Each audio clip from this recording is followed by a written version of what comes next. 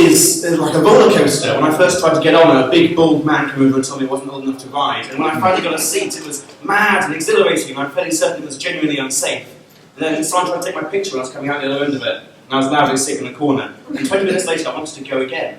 Which, in broad terms, means that love has messed me up.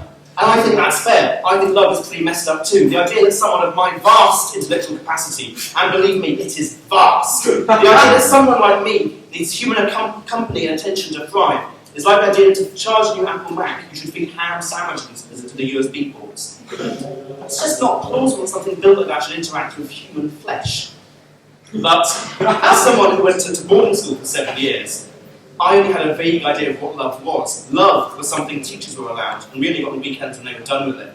We used to smuggle in Mills and Boon novels in our porn mags, or teach with Geometry Power excerpts from Hello Magazine to recite after lights out.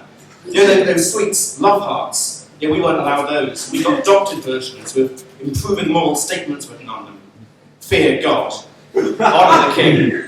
Respect the brotherhood. Brackets. Do not ask about the brotherhood. I once got one and turned out to be a form for a tax return. It was 4 pages long, and the other boys hated me for it.